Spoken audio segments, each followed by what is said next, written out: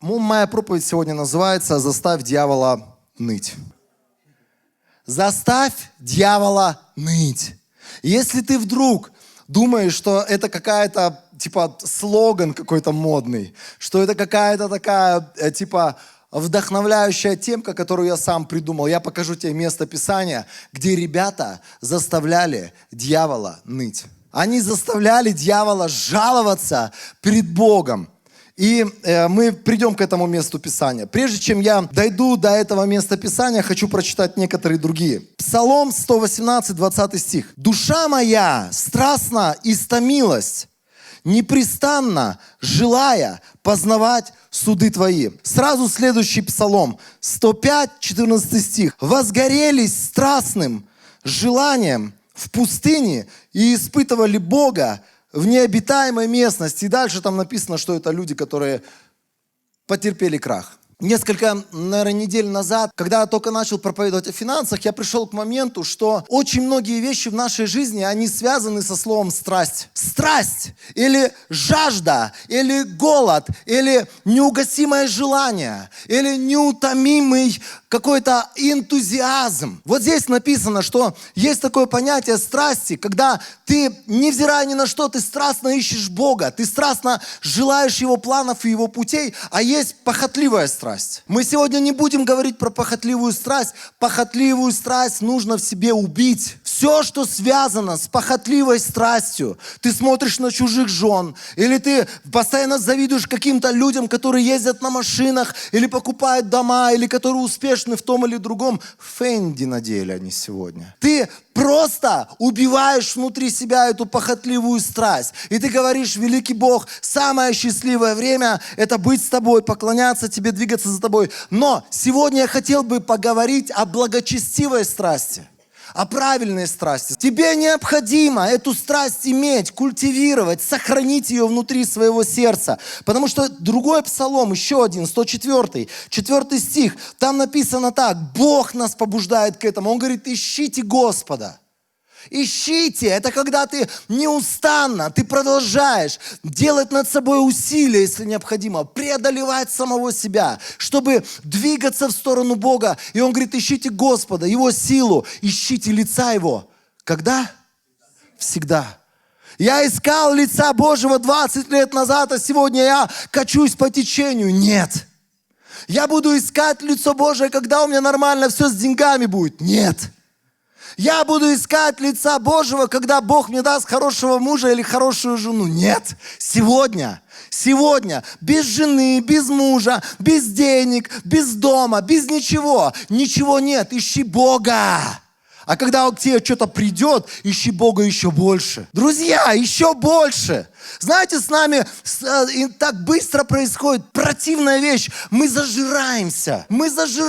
Есть такое понятие, как зажрался. Это когда тебе всего мало. Это когда ты перестаешь обращать на вещи, которые тебя окружают. И ты просто постоянно смотришь на других и думаешь: я хочу. И шкуры вон лезешь. Но знаете, как важно, чтобы сегодня мы не были зажратыми. А другая есть категория зажратых людей, у которых все есть. Им ничего не надо. И когда ты с ними разговариваешь, и когда ты их куда-то побуждаешь двигаться, они никуда не хотят двигаться, потому что их устраивает то, в чем они сегодня находятся. У тебя есть какие-то цели, ты к чему-то стремишься? Есть какие-то желания куда-то двигаться? Это значит, ты сегодня на пути искания. Ты можешь в том числе проверять себя постоянно. Например, ищу ли я Господа? Это еженедельные посты. Церковь Божия, если мы перестаем поститься, если мы перестаем по-настоящему вопить, молиться, провозглашать Слово Божие, с нами что-то не так. Мы где-то по дороге просто зажрались. То, что у тебя есть сегодня, благодари Бога за это. Это бесконечная Божья благость. Я утром просыпаюсь, беру в руки свой телефон и говорю: Боже, это такое чудо, которое у меня в руках сегодня. Я, например, попадаю в свой душ, и течет горячая вода, я не знаю, откуда она, знаю, откуда она берется. Но я понимаю, я сегодня живу круче царей, которые 200 лет назад существовали на земле. И мы сегодня окружены благословениями, на которые мы перестали обращать внимание. У нас платежи моментом проходят, у нас послания мы получаем от людей, которые живут за океаном в моменте. Мы можем общаться с людьми, которые за несколько тысяч километров от нас. И мы окружены огромным количеством блага. Я устану это перечислять. И мы даже на это внимания не обращаем. Мы с этим согласились, смирились. Это должное в нашей жизни. И единственное, что у нас потом постоянно недовольство. Там, у меня там iPhone 13, а у этого чувака 15 Pro Max. Почему Бог ты мне не дал 15? Не любит. У меня там Ray-Ban ношу очки, а этот он приперся, у него Prada написано.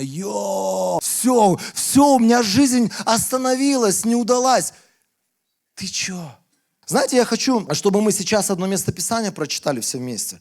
Я хотел бы, чтобы ты молился этим местом Писания. Евангелие от Луки, 1 глава, 50 стих. Это молитва, или даже не молитва, там написано песня Марии. Мы сегодня читали, у нас дневное семейное изучение Писания, и мы читали это место Писания. Это то, как Дух Божий вдохновил ее поклоняться Богу и благодарить за то, что она зачала ребеночка. Здесь написано так: из поколения в поколение Бог проявляет милость к боящимся Его. Как классно жить под милующей рукой Божией. Но дальше она говорит: Его рукой совершены великие дела. Он рассеял гордых в надмении сердца их. И следующий стих: сверг правителей с их престолов и возвысил смиренных. И дальше так сказано: он насытил благами кого? Голодных. Друзья, когда мы голодные, когда у нас есть страсть что-то достигать, когда у нас есть страсть что-то вместе с Богом творить, к чему-то вместе с Богом приходить, Библия говорит: благо придут от Него, а богатых это те, у которых все есть. Я уже знаю, как молиться, я уже знаю, как поститься. Да, у меня и это сойдет, и у меня вот это все хорошо. Он говорит, Он отпускает таких ни с чем. А у тебя все есть. До свидули. Я общаюсь с голодными. Последнее время размышляю очень много вот над вещами, которые связаны вот с этим квадратиком. И я смотрю на разных людей. Я смотрю на обстоятельства или на ситуации, которые есть у разных людей. И знаете, я к чему пришел? Скоро всеми нами будут рулить сельские люди. Я просто объясню. Знаете, кто такие сельские люди? Два качества у них есть. Они супер работоспособные люди. Потому что с детства все, что ему надо было, если ты утром просыпаешься и в ТикТоке свои глаза пялишь по несколько часов. Он утром встал, коров на пастбище, обратно пришел, ему надо еще кучу разных дел сделать, там вместе с отцом сено покидать. И вы сами знаете, вы же были в селах. Потом, например, у них осенью сенокос, весной посев, летом там что-то надо поливать бесконечно. Кто был в селах, знаете, да? Какой ТикТок? Им не до ТикТока вообще. Знаете, чем отличаются сельские от городских? Когда они появляются в городе, и они смотрят по сторонам, и они понимают, столько работы есть, за которую городские, которые выросли в условиях. Мама, хочу телефон. На тебе. Это не подойдет, это же Android. На тебе. Это 13-й iPhone, уже у всех 15. На тебе 15-й, ну ладно. А что не так? Город весь так сегодня живет. Претензии у этих челюшей. Это ребята, которые видят работу, которую не замечают сегодняшние городские люди. Он же что? Он закончил муца, ауца, фуца, гуца, пуца. За него 500 тысяч за это время заплатили. Он такой то ли учился, то ли разводил. Там не поймешь вообще, что это было. И он типа специалист. Этому специалисту, знаете, вот он усидеть не может даже час над бумагами, потому что это поколение ТикТока. Все должно быть быстро. Все должно быть вот прямо сейчас ответы. И это люди, которые не способны работать изо дня в день над одной и той же работой. Ой, сколько я историй этих слышал. Человек там один, я видос смотрел, он говорит, нанял молодых ребят, там, мы договорились о цене, прокопать траншею. Через час приехал, лопаты бросили. Трудно. Просто трудно. Мозоли, блин. Сельских найди. Вообще им не трудно. У них там уже железные мозоли. Там. 5 в день заработал, как с куста. Заработать денег не могу. Денег. Это люди, которые не боятся работы. Те, которые выросли сегодня вот в этих супер условиях. Все для них, там, знаете, мама до сих пор там, на молочко им дует. На, кушай, сынок. Ой, ты болеешь, да, у тебя Вава головка. Подними его, скажи, встал. Что происходит? На некоторых, знаете, вот они выросли, он уже такой большой, 30-летний мужчина, а все такой... У него там, я не знаю, там что-то где-то вот просто сердечко там быстрее начало биться. Я не могу, я умираю. Все, я не приду на работу. Чего с тобой такое? У меня нос заложен. У меня вот здесь в горле першит. Мне надо неделю спать. Встал и пошел. Чем заложен? Да, вопрос хороший. Чем у тебя? У тебя в башке что-то заложено. Ребята, мы вообще против этого. Знаете, как быстро потом такие люди приходят в служение. И вот они взяли за домашнюю группу. Пока все на хайпе, пока все халилуя, он там что-то делает. Как только первые трудности, ой, я не буду этим заниматься. Трудно. Жизнь, она вообще вся из трудностей состоит. Когда-то кто-то сказал, что я проповедник процветания. Нет, я верю в то, что люди Христовы, они будут проходить страдания, испытания, трудности. В твоей жизни не будет устлано все розовым цветом или розовыми лепестками. Кучу проблем тебе надо будет решать на постоянной основе. Я верю в то, что Бог тебе даст всегда ответ выйти из тупика. Но я никогда не соглашусь с проповедниками процветания, которые говорят, прими Христа, и все будет на изи. Не будет. Ни в семье не будет на изи, ни в работе не будет на изи, не будет в служении на изи. Ты взялся за какой-то маленький труд. Пахать надо, друзья, пахать. Не отпускать этот плуг, не говорить, ой, это слишком трудно для меня. Стань человеком, на которого можно положиться, и тебе Бог даст какую-то маленькую работу, маленькую ответственность. Будь верным в этом. А знаете, Второе качество, которое есть у этих ребят, они голодные.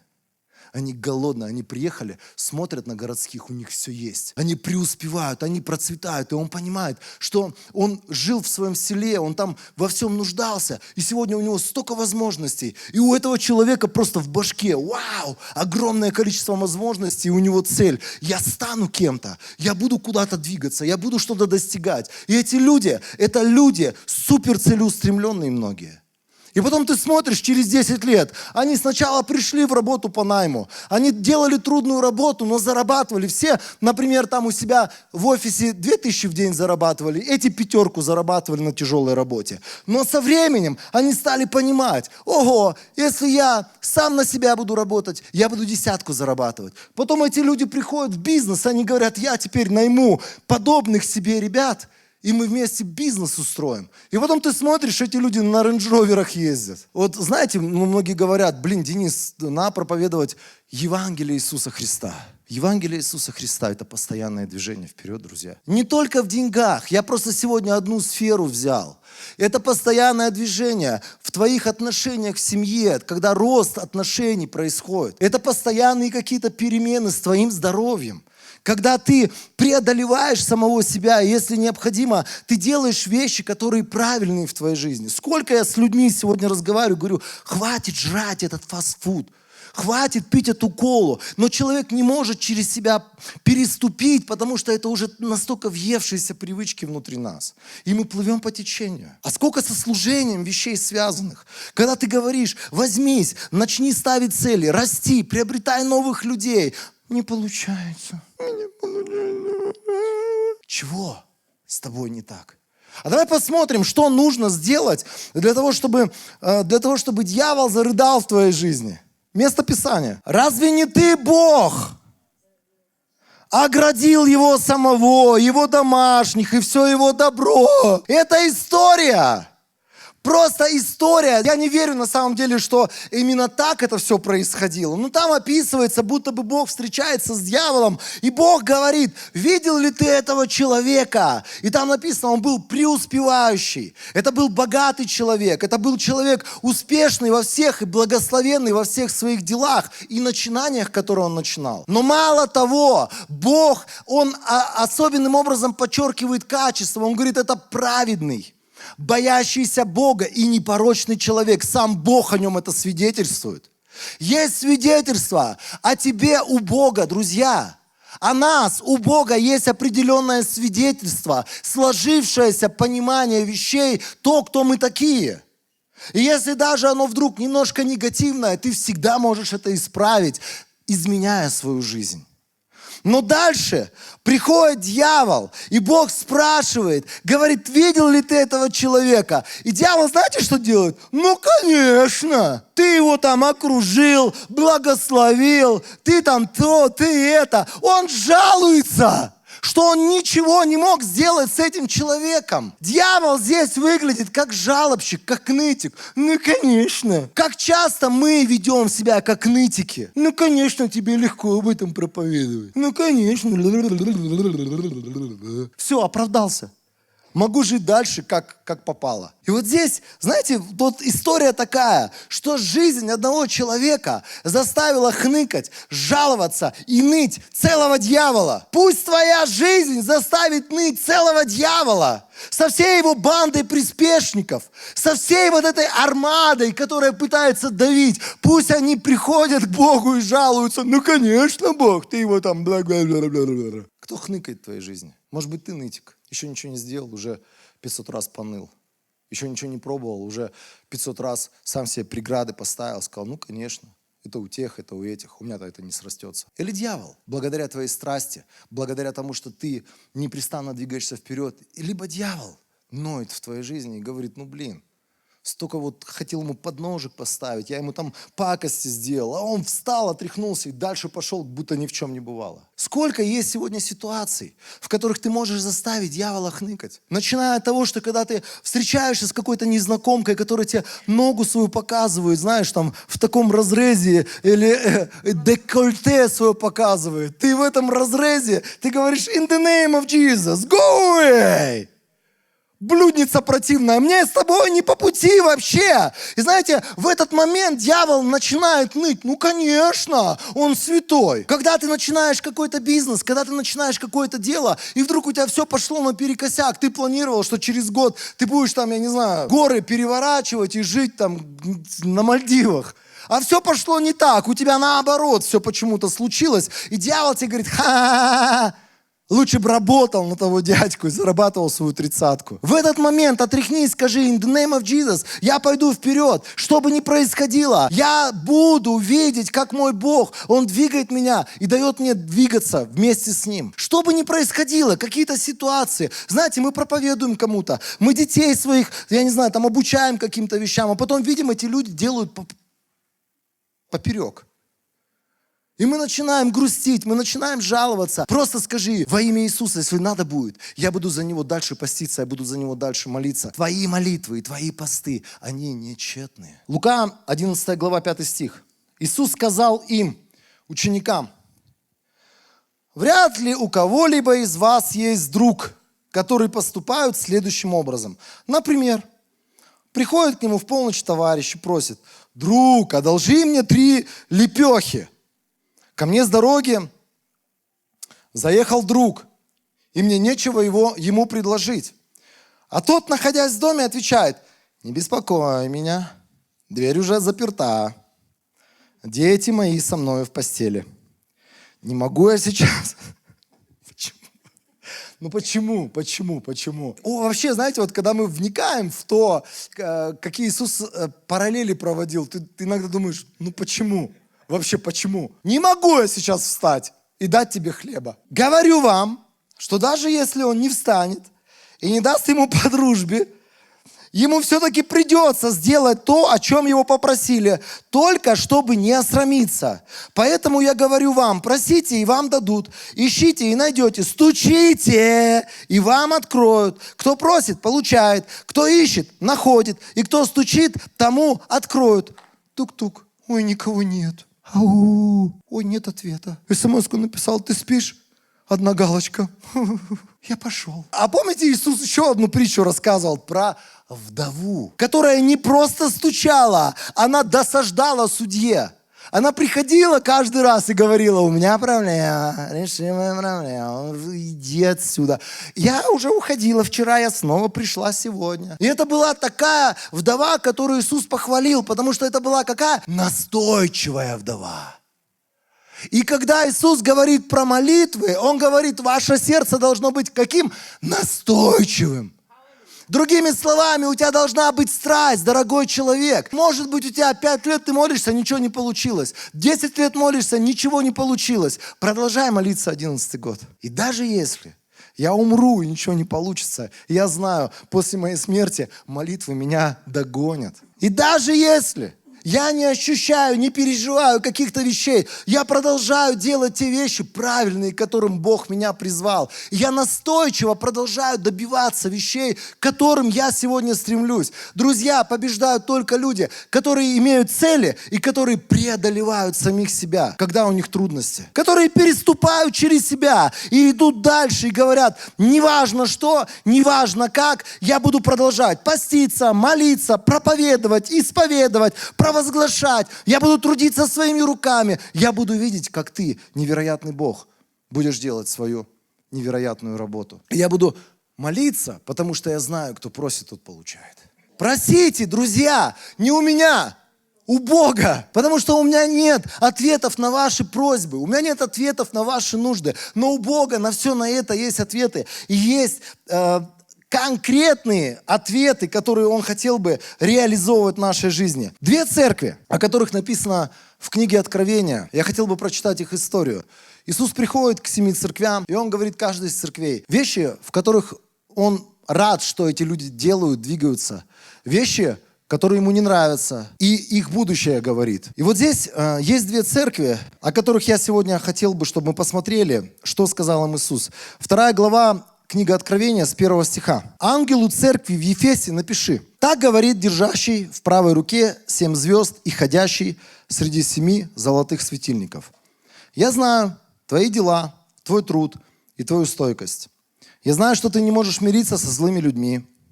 Ты проверил тех, кто выдает себя за апостолов, и нашел, что они брехуны. Я знаю, что ты стоик, что ради моего имени перенес трудности и не изнемог. Но у меня есть нечто против тебя». Он хвалит их. Он говорит о разных вещах, о достижениях, которые эти люди уже имеют. Они к чему-то пришли. Но по дороге с ними что-то случилось. Он говорит, ты оставил свою первую любовь. Вспомни высоту, с которой ты упал. Раскайся и твори дела, которые ты делал прежде. Если ты не раскаешься, то я приду к тебе и уберу твой светильник с его места. Однако ты правильно делаешь, что ненавидишь дела николаитов, которые я ненавижу. У кого есть уши, пусть услышит, что Дух говорит церквям. Побеждающему я дам право есть плоды с дерева жизни, которое растет в раю Божьем. Знаете, он говорит, вы, ребята, красавцы, у вас уже много что получилось. Вы к чему-то пришли, и у вас уже есть результаты и плод. Но по дороге вы стали другими. А вы потеряли ту первую любовь или страсть, которая горела в вашем сердце. Знаете, сколько семей, например, где мужья потеряли страсть к женам, к своим. Или жены потеряли страсть. Это такое бесплатное приложение, там готовит, стирает, что-то там еще делает. И уже нет этой страсти. Когда ты ложишься спать и думаешь, вау, завтра будет утро, я с ней встречусь. И потом ты утром, ты бежишь, ты по дороге, там, я не знаю, с клумбы крадешь эти цветочки для того, чтобы ей притащить. Ты горишь этой страстью, у тебя первая любовь, ты страстно жаждешь встречи с ней, общения с ней, просто держать ее за руку, смотреть в ее глаза, проводить с ней время. Вот что такое первая любовь к Господу. Знаете, вот когда у тебя ничего вообще тебя не тревожит, ты счастлив от того, что у тебя ничего нет, потому что у тебя уже есть все, это Бог. Я сегодня утром ходил, размышлял, думаю, надо же, я уверовал в 18 лет, у меня вообще ничего не было. Сегодня я забочусь, как бы там не потерять, как бы здесь там чего-то не случилось. Вон там должно быть больше, тут должно что-то меняться. У меня ничего не было. Я был спасен, у меня был мой Бог, и я был самым счастливым человеком. Я бегал на собрания, я читал Слово Божие. Я был человеком, который просто влюблен в Христа. Я ждал каждого утра, потому что я знал, я встречусь со Христом, я буду молиться, я буду читать, потом я увижусь с Божьим народом. Я увижусь с Божьим народом. Это продолжение моих отношений с Богом. И потом ты встречаешь людей, которые когда-то были в церкви. Сегодня им не интересно с Божьим народом общаться. Им не интересно больше Библию читать. Им не интересно больше на собрания ходить, потому что что-то потерялось по дороге. Вопи к небесам и говори: Бог, пусть это вернется в мою жизнь. Если ты знаешь, может быть, есть какой-то грех, как здесь Бог говорит, вспомни высоту, с которой ты упал, раскайся и твори прежние дела. Может быть, есть какие-то дела нечестивые, может быть, есть что-то, что ожесточило твое сердце. Раскайся и делай снова свои Божьи правильные дела. И там дальше написано побеждающий. Побеждающий, знаете, кто такой? Это человек, который преодолевает самого себя, который перешагивает через трудности, который говорит: я дальше пойду, я буду меняться, я буду менять вместе со Христом все обстоятельства вокруг себя. Это не человек, который смирился с тем, что что-то пошло не так. Это человек, который продолжает бороться, и только борящиеся, они одерживают победы. Еще одно место Писания. Откровение 3 глава уже, с 14 стиха. «Ангелу церкви в Лаодикии напиши: так говорит Аминь, верный истинный свидетель, источник Божьего творения. Я знаю твои дела, ты не холоден, не горяч. О, как хотелось бы, чтобы ты был или холоден, или горяч. Но ты только тепл, а не горяч и не холоден. И поэтому я изрыгну тебя из своего рта». В смысле, Иисус это сказал? Прям так сказал? Да, прям так сказал. И дальше написано так. Ты говоришь: я богат, я много приобрел, и у меня уже ничего не надо. Ой, состояние страшное, когда тебе уже ничего не надо, у тебя все есть. Но ты не осознаешь, что ты несчастен, жалок, нищ, слеп, гол. Советую тебе купить у меня золото, очищенное в огне, чтобы разбогатеть. Купи и белую одежду, чтобы закрыть свою постыдную наготу. Купи глазную мазь и помажь свои глаза, чтобы ты мог видеть. Тех, кого я люблю, я обличаю и наказываю.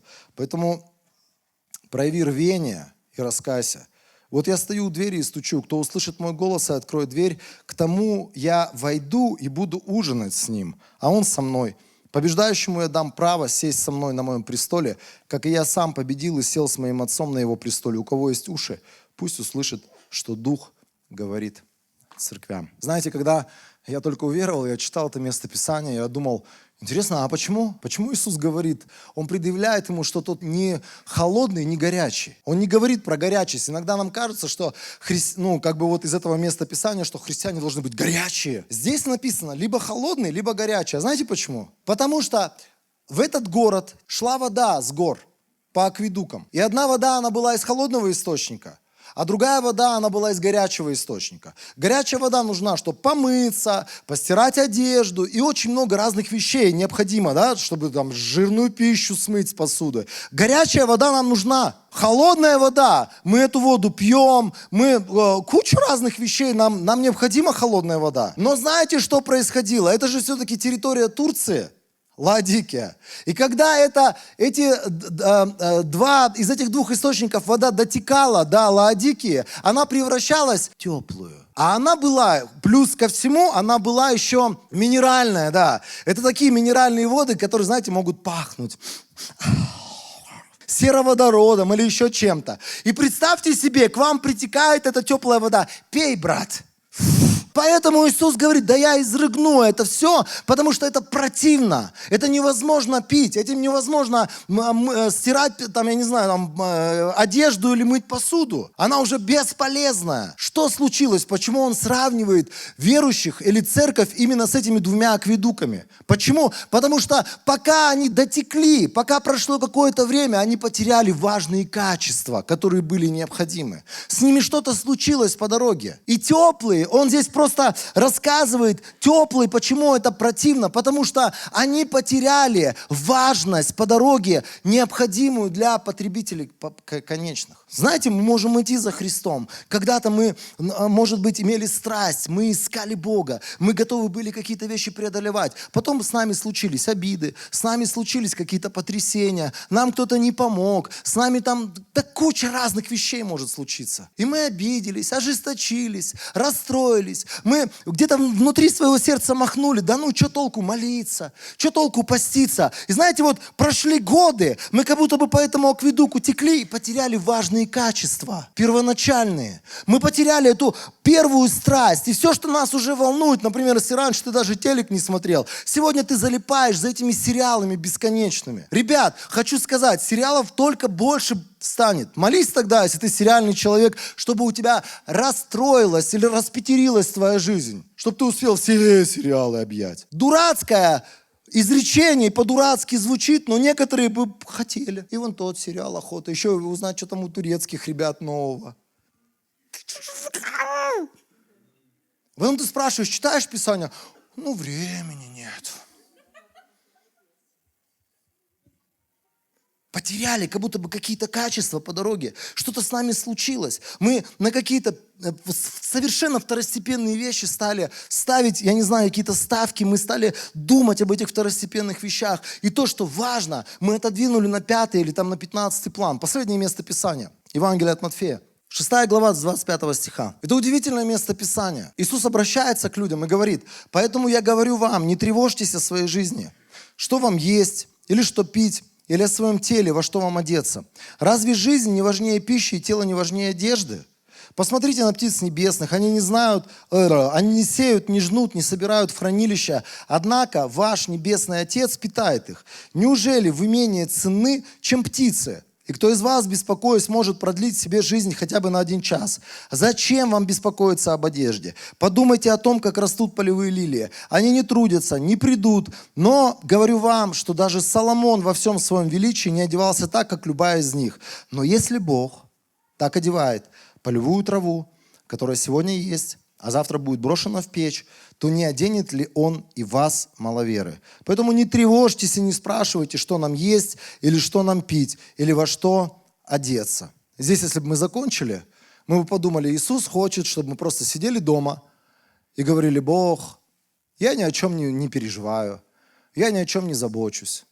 Ты заботишься обо всем, одеваешь меня как лилию, кормишь меня как птицу. Я вообще на расслабоне». Все хорошо. Но это место Писания не заканчивается. Дальше написано: язычники только обо всем этом и думают. И он говорит, есть ребята, которые вот только вот в этой плоскости у них мышление заточено. Они только думают каждый день о деньгах, о шмутье и все.